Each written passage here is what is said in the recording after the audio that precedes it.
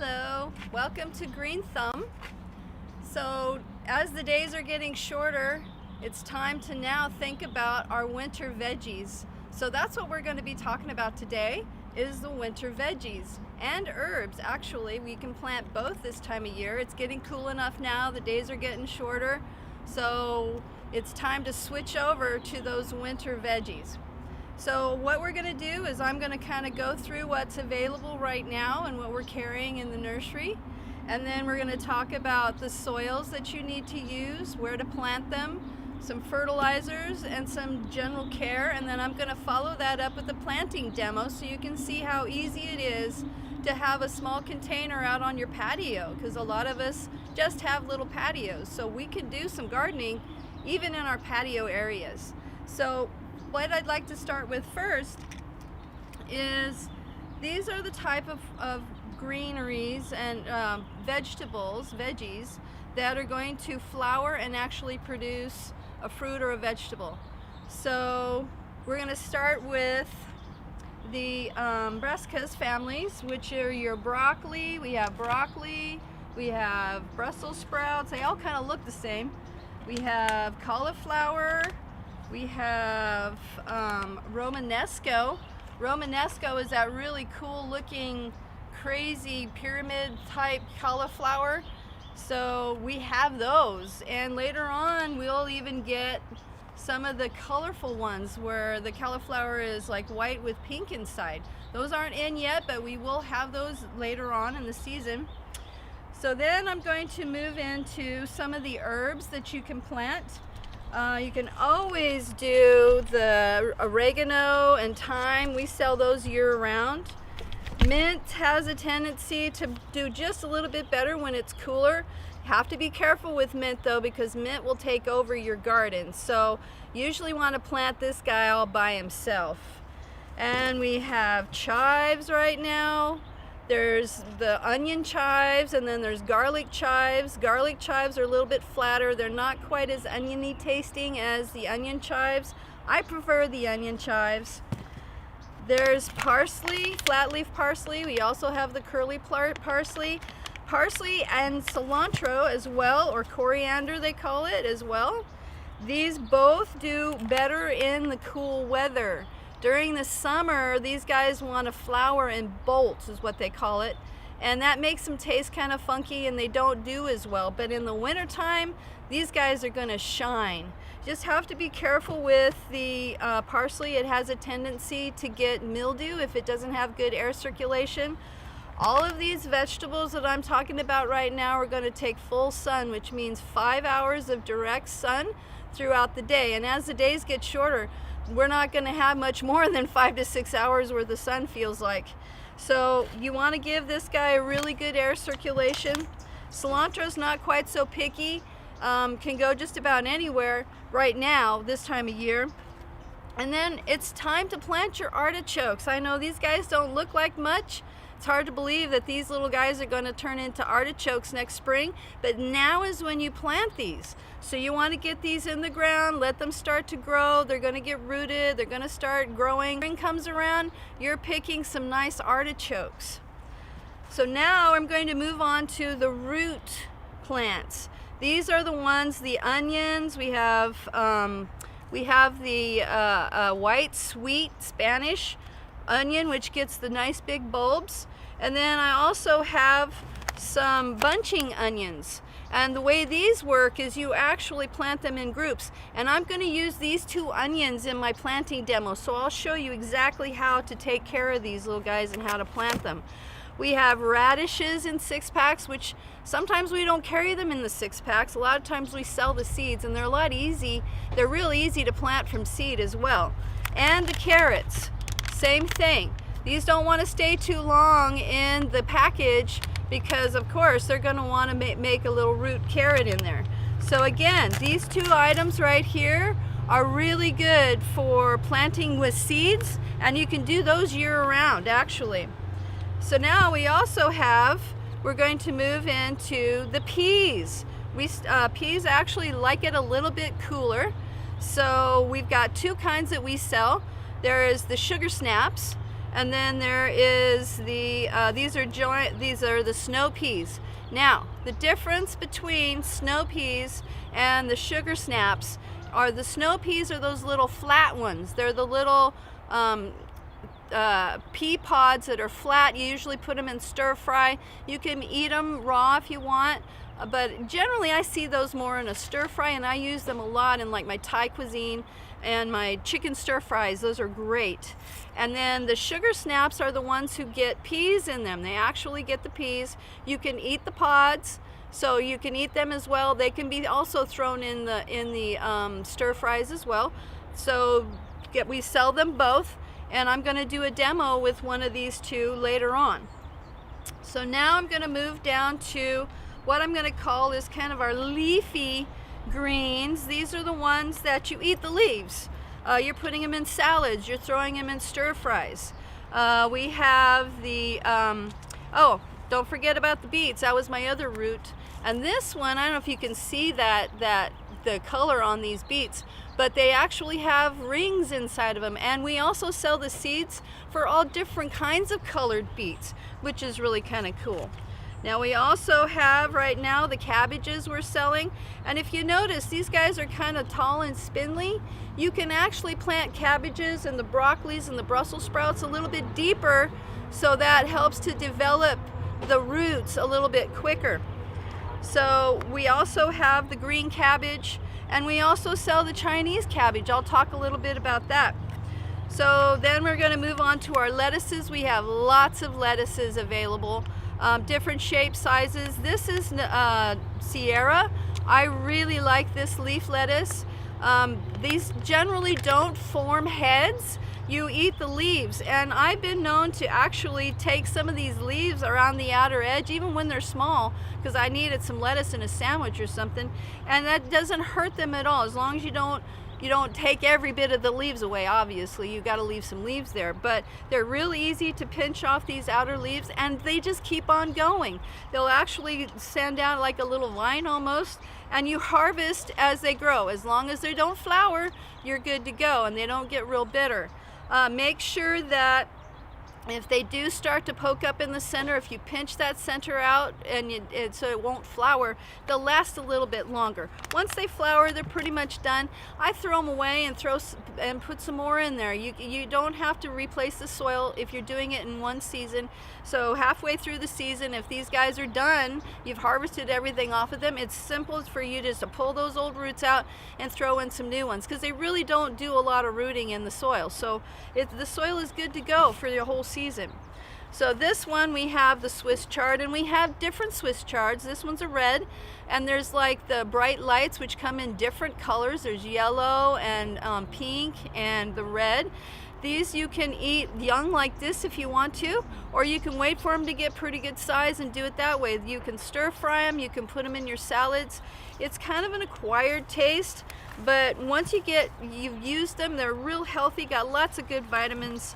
This one is Arugula, one of my favorites as well. And again, these will grow in the summertime. It's just these and your lettuce. There are a few lettuces that do grow in the summertime. You want to put these in the shade in the summer, but in the winter, these can go in the full sun, no problem. Arugula has got that nice nutty flavor to it, and it also has a little bit of spice. I love putting it in the salads, and I love to stir fry with it. I put it in smoothies. Same with the chard. You can put that in smoothies. We've got spinach now. Spinach is coming in. Again, spinach does way better when it's cooler. Once these spinach starts to flower, again, it doesn't taste very well. So that's a good thing to keep in mind, is to try to keep them from flowering. On these ones that are producing peas and heads that are actually the flowers, like the broccolis and cauliflower, that is the flower of the plant. So we want to encourage those flowers. But on these greens where you're just eating the leaves, we don't want the flowers because it makes it kind of taste weird. So now we're going to kind of get into, we don't want to forget the kale. Kale is kind of in the cabbage group, but you eat the leaves as well on this. But this one doesn't form a head like the cabbage does. And this one can actually grow a couple years. I've had them grow, more than one season for me. Again, if it's in the summer, winter, they can go full sun, and they can get some mildew on them, and watch out for the aphids. And I'll be talking a little bit more about what you can use to keep. Thank goodness when it's cooler, we don't seem to have as many insects as we do when it's in the summer. Sometimes spring and fall we get a little bit because you got new growth going on, and that attracts those insects. So this group right here is kind of, I call the Asian group, I guess you would call it.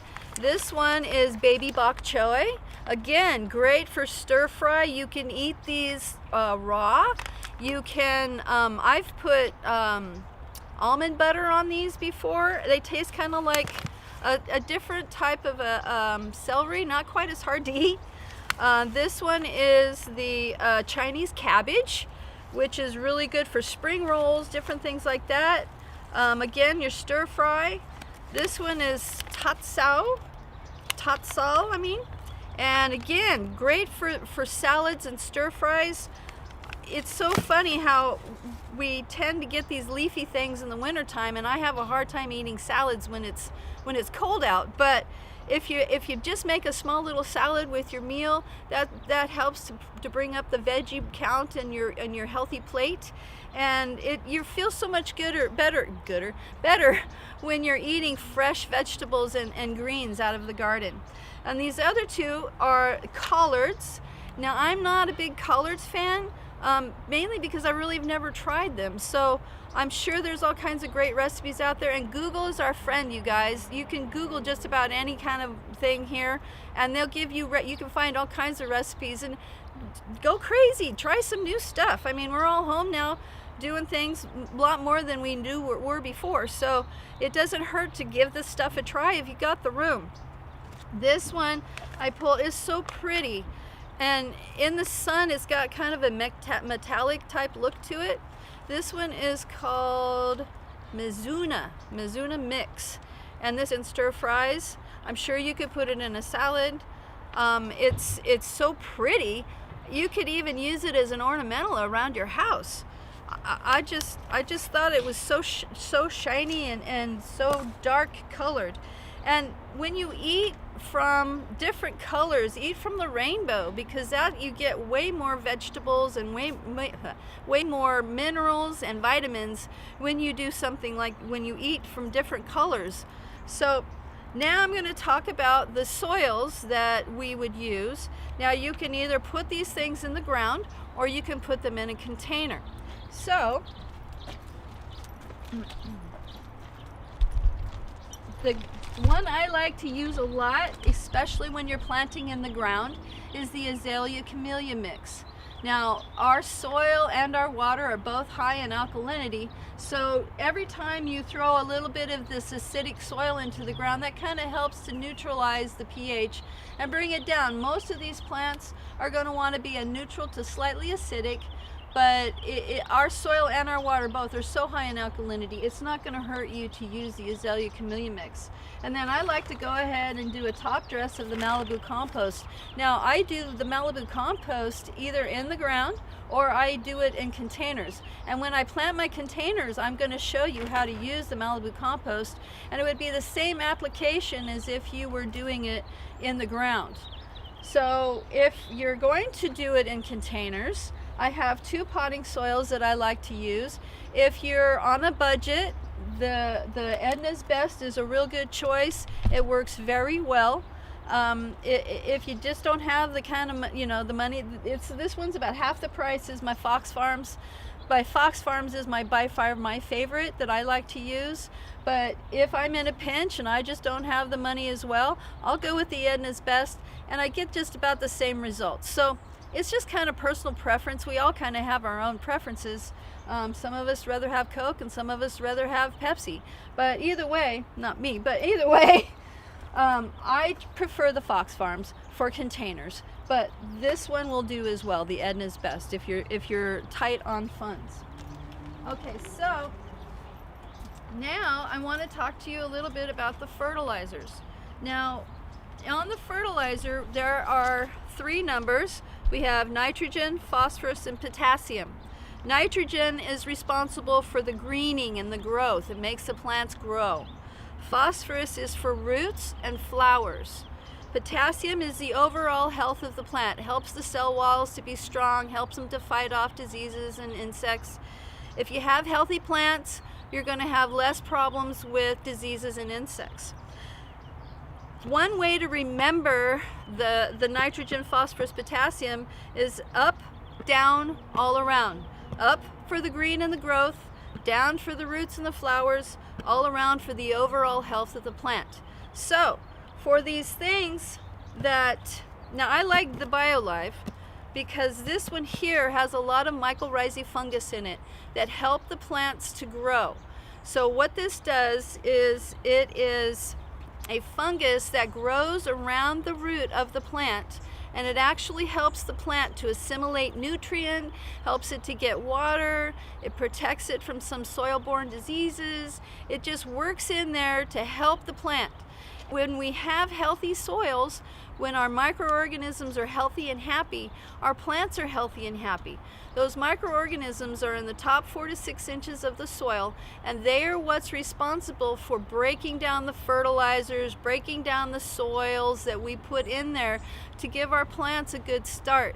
And they make it the plants are able to assimilate those nutrients out of the soil. The little microorganisms also in there that help, and that Malibu Compost I was talking about also is loaded with microorganisms that help to break all this stuff up. So you got funguses, you got microorganisms, you got all kinds of good stuff working in your soil, and that makes your plants healthy and happy. If you have happy soil, you have happy plants. So so on these ones that have the phosphorus, now this one here also, this is an all-purpose. I like to use this one as a pre-plant. So this is like a starter fertilizer. So when I do the plant demo, this is the one I'm going to start with. And then as you get through the season, about halfway through, let's see, if you're planting now, you're probably in January, you might want to give your plants another boost. Then you might come in with this one here, because we don't need more mycorrhizae. They're already in the soil. This one here has a little of those in there, but this one is just going to give you your nitrogen, phosphorus, and potassium. Now we use this for the things that we want to produce flowers. So your Brussels sprouts, your broccoli, your cauliflower, your peas. Let's see, what else do we want to produce fruits? That's about it. The rest of these, we're going to use just nitrogen. And I'm going to forego the BioLive. I'm just going to put the nitrogen. As you can see, this feather meal is just 12% nitrogen. Now what's nice about the feather meal is it takes a little bit longer for it to break down. So it'll give it a little bit of fertilizer at a time. So the plants aren't just like surge growing. We want them to take their time and grow naturally, because once you get a surge growth, if you're using a lot of quick acting nitrogen like in liquid fertilizers, then that causes them to grow really fast, and that growth is tender, and it's like a flag for the bugs. Hey, look at me, I'm really tender and sweet, come eat me. So if you don't use a fertilizer that causes them to grow, I know we all want it yesterday, but this is one of those times where it's better for you to take your time, let Mother Nature work her what she does, and then allow this fertilizer to let them grow at a rate that is good for them, and it's still going to give them really good nutrient. It's going to make them nice and green, and they're going to make it taste really good for you. So this one you're going to use for like your cabbage and your Swiss chard, your lettuces, your spinach, and all of these guys over here that we don't want to flower. We just want leaves. That's going to be this one right here. Now, if you do get some insects, usually like for cabbage, we get these little white aphids. You may even get some caterpillars this time of year because we're still warm enough. That cute little white butterfly or little moth that flies around in the garden all year long. You're thinking, oh, look how cute they are. And they land on your plant, and then they lay an egg. And then that egg hatches. And then it's this little green worm that likes to chew holes all over in your plants. So if that's the case, that guy you can use Monterey Garden Spray. Now this product right here is organic. It has a product called spinosad in it, and it also has potassium salts, which is insecticidal soap basically. So this one will also do aphids as well. This one you cannot use quite as often in the garden, so it's usually one application. 10 days later you're going to do it again, and then that usually gives you a couple weeks or so of protection. You don't need to see it again, and then when you start seeing those little chew holes again, then you start up again. But this one is usually I like to use for the things that chew holes in leaves. I like to use this for the chewers. Now if you've got aphids, usually we don't get a lot of spider mites. You might get some scale, which are little bugs that stick to the plant. Usually there's ants in there. I always say if you got ants in your plants, you got some issues going on. So that's usually a sign that, uh-oh, somebody's up in there doing something.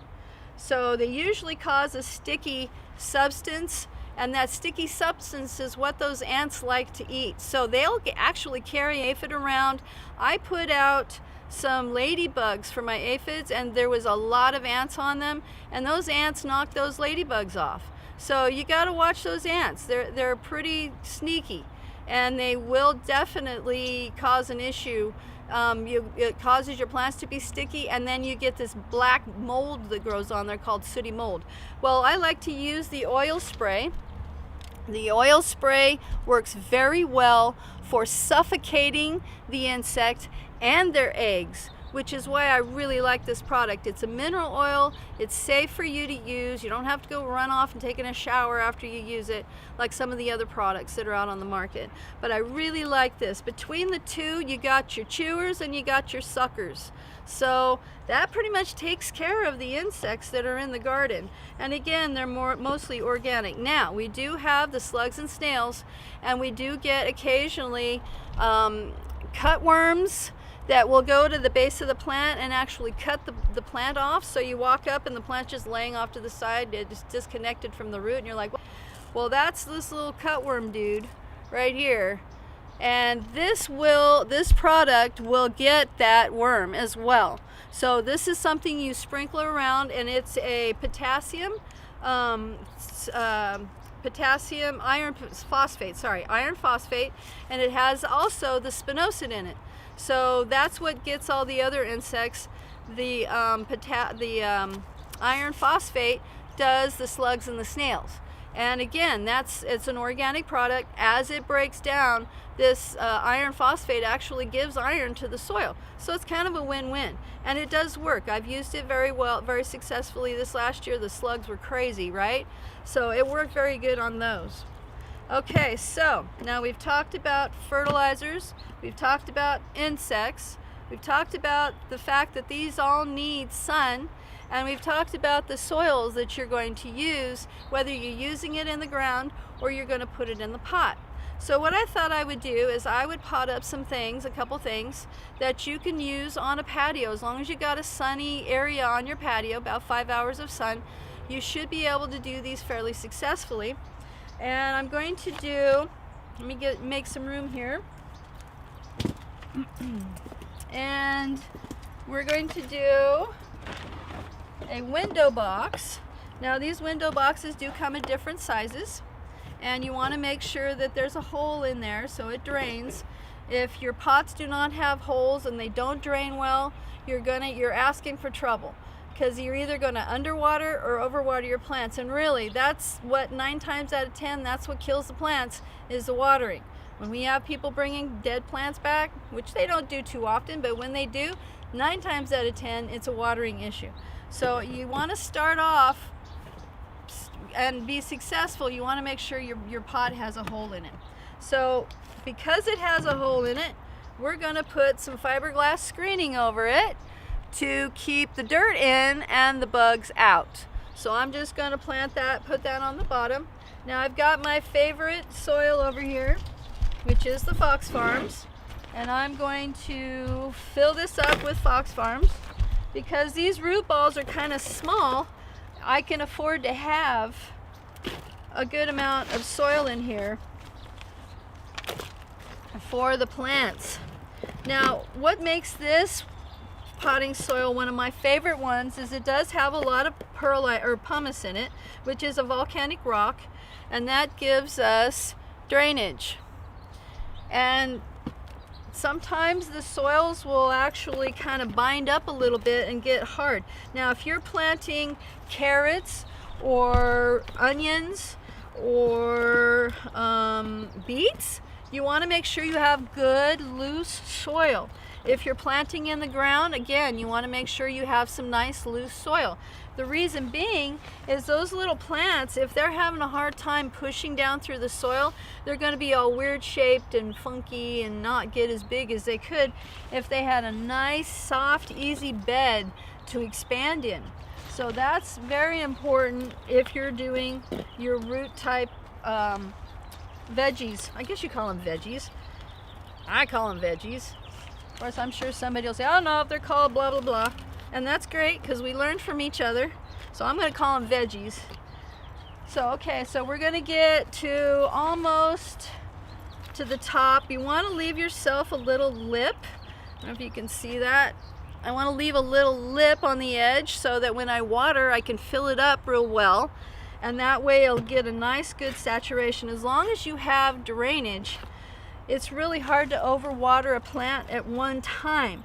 It's when we don't allow them to dry out between those waterings that we have some issue with overwatering. So what I'm going to do in this one is I thought maybe I could do a little Asian theme. And I'm going to plant the cabbage, the Chinese cabbage, and I'm going to put some of the onions in with it so that when you're getting ready to do your little stir fry or anything like that, you've got two ingredients, onions and your cabbage to go along. Now what I'm going to do here is I'm going to plant these down the center, and then I'm going to put some onions on the edge in between. So they're growing down underneath, the greens will come up, and then the cabbage will kind of fill in around them. Now you can also use greens in your stir fry or your salads, whichever ones. Now I'm going to just make some little pilot holes here so I kind of know where my plants are going to go. So I've got 6 of them, so I'm going to try to get them in here together.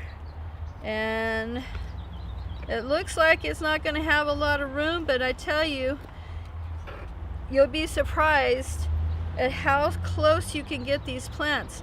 A couple years ago, there was a guy doing square foot gardening, and he got a lot in 1 square foot. So I know it can be done. All right, so here we go. Now I'm going to put some of that BioLife in this one. Actually, no, I'm not. I'm going to do the feather meal in this one. So we'll get that out here.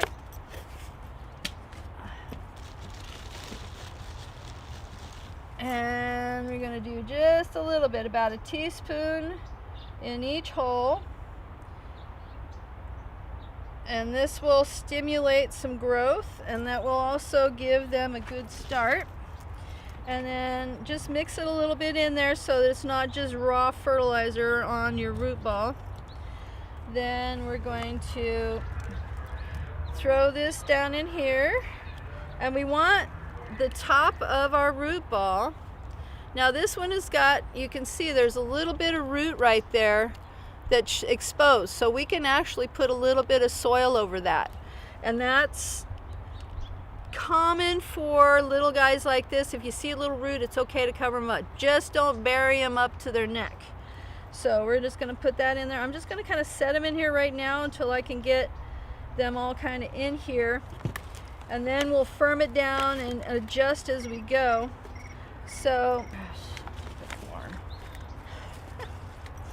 and then we're going to put some of those onions in with this guy.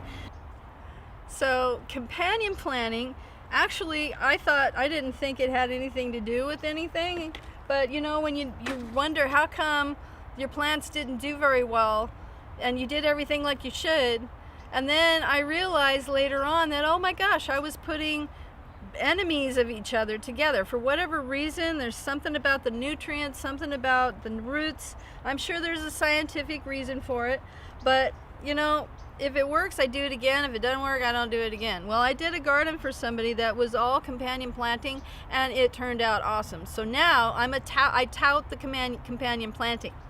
So what you can do if you have a question, you're not sure, is you can Google Chinese cabbage and onion and say, will Chinese cabbage grow with onion? And then an article will come up and tell you, yes, these plants will grow with so and so and such and such. And it works. So I'm going to put some onions in here. Now, I told you earlier that we had two kinds of onions. We have a bunching onion, and we have like the big, this is the white sweet Spanish, yum yum, and these get pretty good size. The way you plant these is you actually bare root them. So I went ahead and pulled some out of the things, and I actually took the soil, just gently washed the soil off of them, and then I pulled them apart. So what I'm going to do is I'm going to take these and gently plant them in between. So I'm going to put them in between these other guys, and you're going to bury them up to where the green just kind of starts. There's where your bulb is going to form.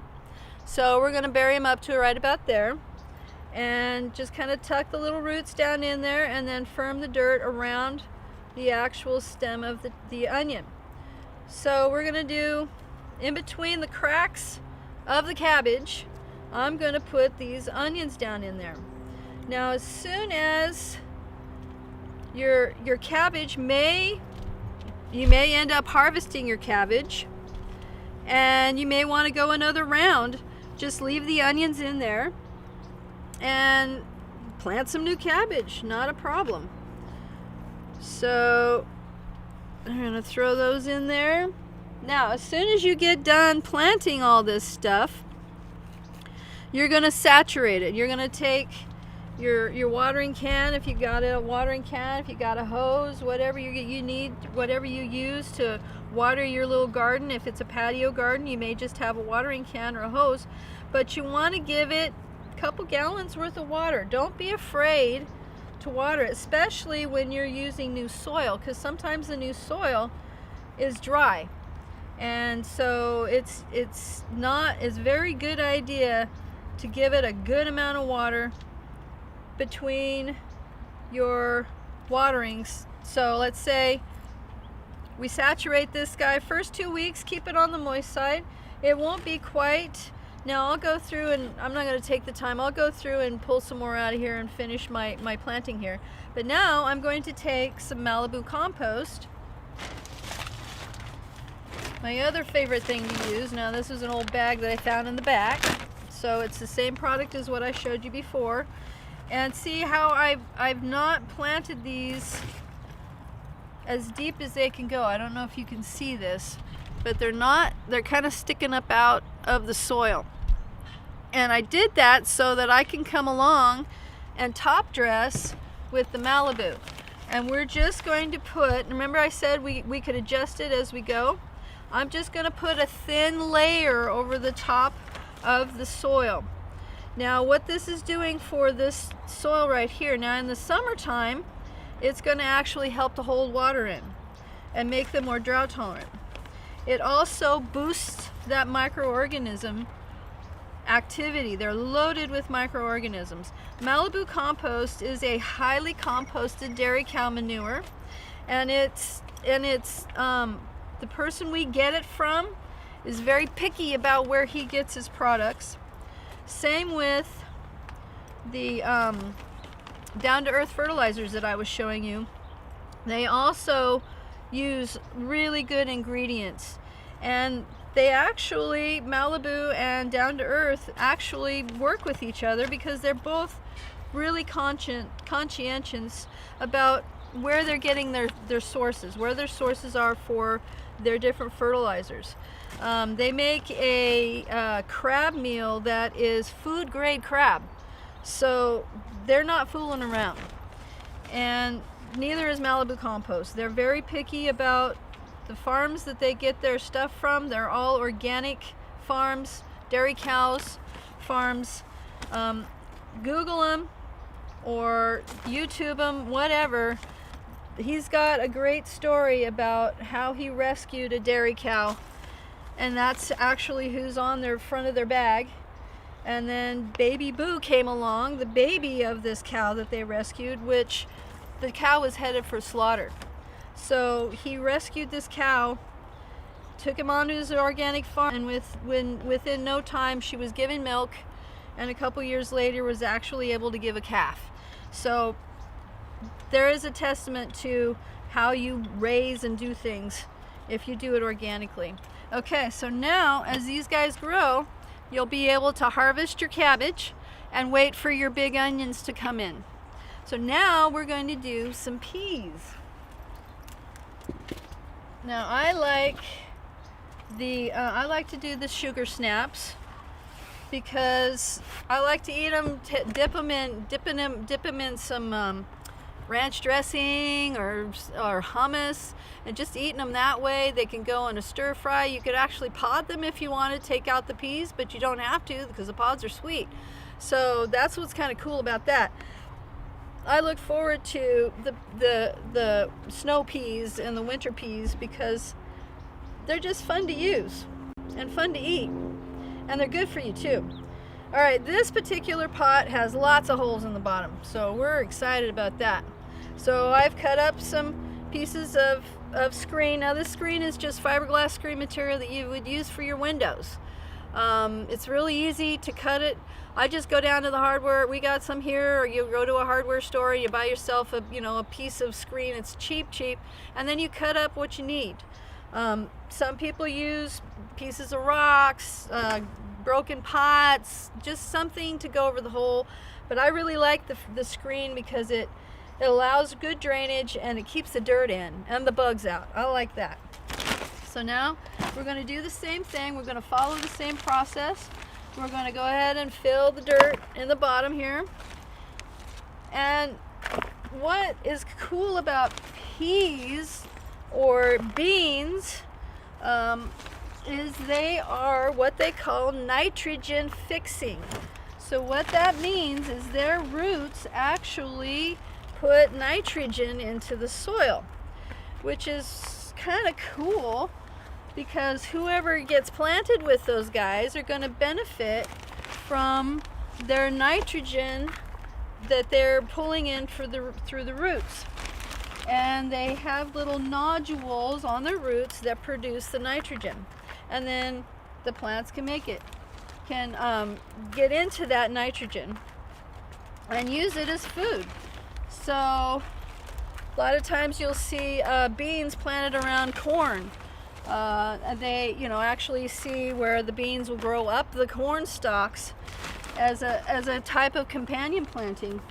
So peas will go with a lot of different things. You have to keep in mind that peas are going to vine.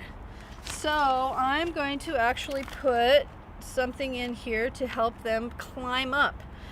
If you keep them up off the ground, you'll have less problems with powdery mildew, because they do get powdery mildew, which is why we can use the oil to help keep that powdery mildew down. The oil spray, not only does it kill bugs, but it will actually work for powdery mildew. And that's good for you rose people. If you've got roses, you can use the oil spray for mildew. And it shines the leaves, which is kind of nice. And if it has that black sooty mold from bugs, that kind of helps to keep it off too. All right, so we're going to, now I got it up here where I needed it to be. And because peas are our flowering veggie, we're going to use the BioLive on this one. Okay. Now, a little too much soil there, so I'm going to take a little off because I still want a pretty good sized lip on here so that when I water. Now it will settle a little bit because there's lots of air in this soil, but Yeah, there we go. So as you can see, I'm just a couple inches, maybe 1.5 inches, 2 inches below the lip of the pot. And we're going to grab our sugar snaps. And I'm going to use, believe it or not, I'm going to use a tomato cage. Now some people look at this and go, oh, which way does this go? Does it go this way or does it go this way? It goes this way. You'd be surprised, a lot of people don't realize that that's how it goes. So I'm going to pull these out a little bit. They make them small, make them cone like that so they can stack them a little easier. And then I'm going to slide this down into the soil. And now we have somewhere for the peas to wrap up and grow up into the sky. And that'll keep them up off the ground, and that'll help them to get better air circulation. Now, the key is to get all 6 of those guys in here. So what I'm going to do is I'm going to put a couple in the center, and then I'm going to put 4 on the outer edge here.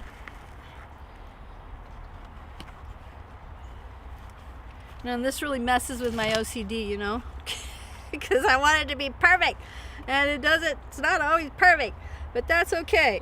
They'll figure it out. All right, so I'm going to grab the BioLive, which was this one.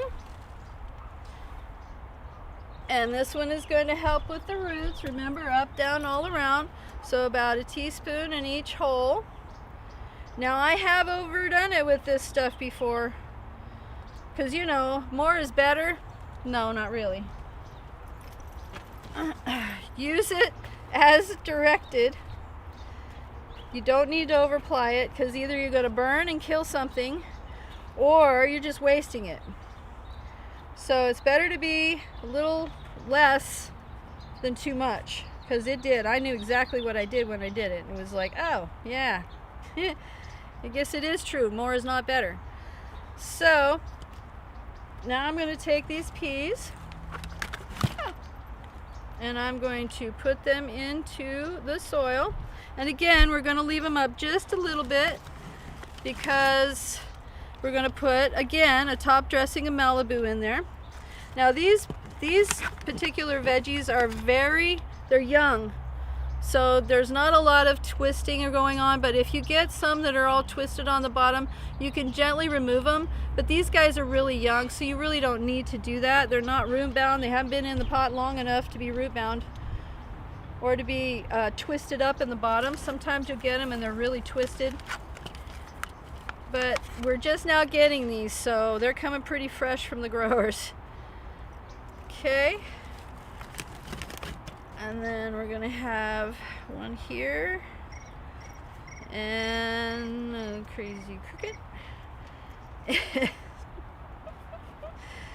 And then we're going to have room for some bunching onions. Now the way the bunching onions work is you plant the whole group. So as you can see, this is like a bunch. There's just a whole bunch of them all stuck together. Now the other one, this one, you can see it's a little bit fatter and a little bit easier to pull apart. You could pull these apart, but you don't need to. That's what's really cool about these, is they'll grow together in a bunch. Why they call them bunching onions. So I'm gonna stick these in the little holes, and we're gonna throw some of the other fertilizer in these holes. And now sometimes if you don't have enough room, that's fine. Just go shove them in another pot somewhere. Although make sure that they are compatible with the plant you're putting them with. Okay, so I'm gonna grab some of the, I'm gonna grab this guy, because this is gonna be for our roots. We don't necessarily want our onions to flower, so we're going to use the one that's just nitrogen, right? The first number, green, nitrogen, growth. No flowers, just green and nitrogen. So we have 1, 2, 3, 4, 5, 6 holes ready to go. And then these guys we're going to throw in there. Now when these guys mature, what you'll do is you'll weight your finger. These are going to be your scallions, and about the size of your finger, as you can see, that's kind of what they look like when they're mature.